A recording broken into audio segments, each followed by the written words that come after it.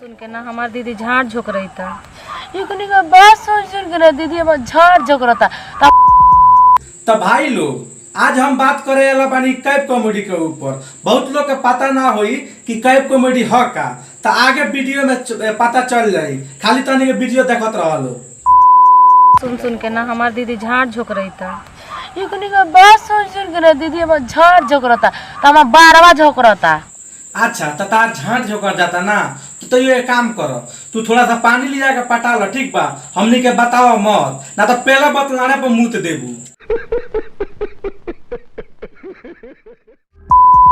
चलो घर है तो आज ही फोन पर सब बात कहो तनी भैया से। हमनी के मत करवा ली है बुरचो दो आज घर में भैया से कहबू ना, तो एगो काम कर, ई वीडियोवा हमार तू ले जाकर तू ना भैयावा के देखाव, ठीक बाटे?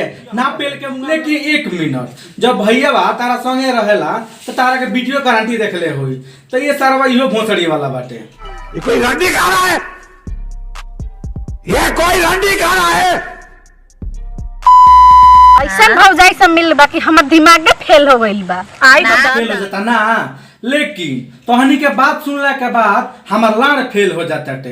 एकनी के चारों के बाद हमारा मुंह से एक एगो बात आवता टे। पहला 10 साली आ कदम पेला ही नहीं की। देखो तनी के का हमार उखाड़ लेता। 2-3 शॉट देवा दे तनी गर्मी के आ जाई। चुप चुप, बिल्कुल चुप। एक टिप के कितना रुपया लेबू? हमनी का पूरा लोग जान गइल बा। गांव के लोग तो जाने लगा कि बहरी गल बड़ी। अच्छा तो पूरा लोग जान गइल बा ना। तो ए भौजी तारा से हम एगो सवाल पूछे तानी, जवाब जरूर दीहो। एक टिप के कितना रुपया लेबू? कोई तरीका है भीख मांगने का? ना ढाकेम और उघार दे, हम ज्यादा बोलबू तो। सब क्या देखना पड़ रहा है? अच्छा है मैं अंधा हूँ। ना भाई लोग सुनो, तारा लोग कैसे बात करता सन। एकनी के कितनो पेलाई करी ना उतने कम बाटे। जैसे केने पेलवा वाली ठुकवा वाली देखा कोन दिया जाइत रही। भाई लोग अगर एकनी का हम पूरा वीडियो दिखा दी ना तो कहां कहां से खून निकली हमरे पता नहीं है। मजा आया।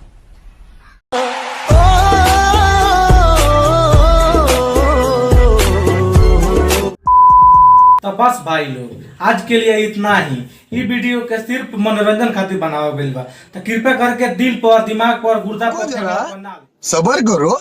वीडियो अच्छा लगे तो लाइक करी हलो, शेयर करी हलो, कमेंट करी हलो, चैनल के सब्सक्राइब करी हलो। मिल जाए कोनो अगला वीडियो में, तब तक के लिए बाय। खत्म।